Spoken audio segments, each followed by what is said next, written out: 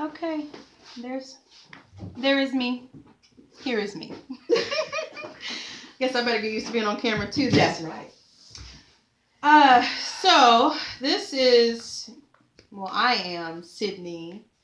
And this is my start of the interpretation of my past, present, and future self. I started with a sketch, which I know I started the day of the assignment.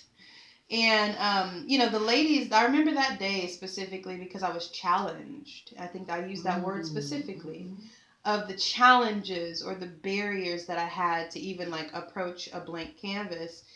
And kind of recognizing where I was at with using different types of mediums, whether it be paint, markers, whatever. I struggled with how to approach a blank canvas. And so when I got home, I was like, well, I like to sketch. I went and grabbed some pencils and I just started sketching. And even though I've taken, a few like actual art classes, I just started kind of going back into my wheelhouse of like, what are some areas that you're strong in, or, developing, even in the sketch space. And so I just started going into detail about my actual features. I've studied myself. I like to surround myself by mirrors because I like to reflect. I mean, some people might call it vain, but I really just like to look at myself, like stare at myself, and not about like, oh yeah, you look so good. Yeah, I say that too. But but really it's just an opportunity to really look deeply within myself. Because what I tend to do, and I've done this actually since I was much younger, like early childhood, I would get very close to the mirror and literally stare into the depths of my own eyes. Very scary, especially as a younger kid. I remember immediately getting scared. Like I said, it took a minute as I'm staring deeply into my own eyes in this mirror. It's like I saw a whole life story that I didn't even know. I didn't know what that even meant or what it was supposed to be or what it looked like, but I saw it, and it just kind of took me into this deep history of like who I am or what's around me. All this, like, it's like I was watching a movie, but I got scared. And so it's like stepping into me doing that practice as an adult. Like I said, I've had a lot of time with myself reflecting in those mirrors about just who I am and what I'm seeing in this current moment. Even in some of my most painful or emotionally painful or traumatic times, I've captured pictures of myself in those moments. And it's just like, wow. To take a moment to just stop and look at that self in that stillness of a photo. It's like, Sydney, what are you doing? Why are you treating her this way? Why are you allowing this for her when you saw so much in that mirror? You saw the depths in that mirror. You didn't know the journey ahead, but you saw it. And it's just like, I look at those pictures, those still pictures. It's like, it's almost like there was no sight in those eyes. Like it was a blank stare, but full of, emotional weight because of what those current moments were, those current situations were. And it's just like you look lifeless. You don't even see the depths of those eyes anymore because of what you currently positioned yourself into.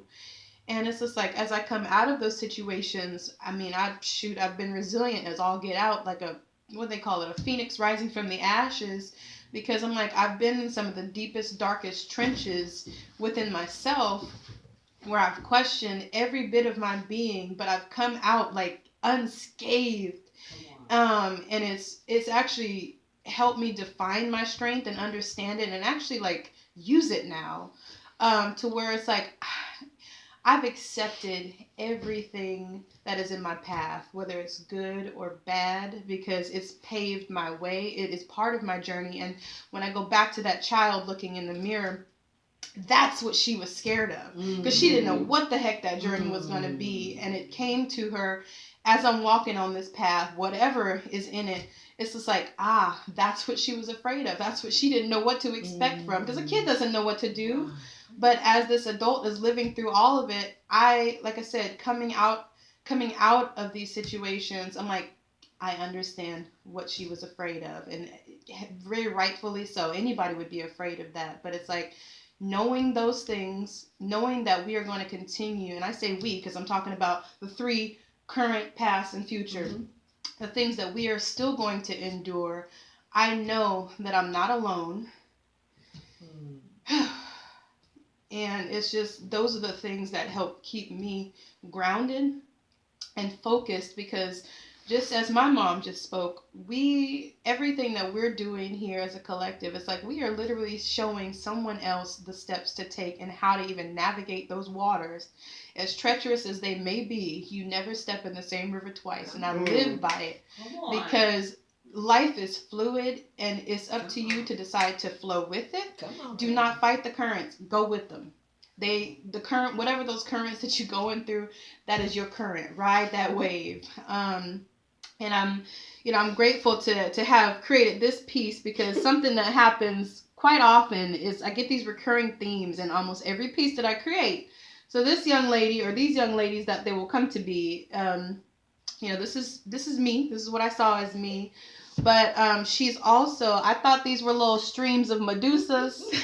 I said Medusa at first, but I'm like, actually, Sydney, these are my rays. Oh. These are my rays. They're like radiating from me, because I am light. And it's pretty constant. It's pretty doggone constant, because even my last big piece, my big old piece, she had rays. Yeah. And it's just like, nah, boo, don't play with you. This, let it be. Let this light stay right here.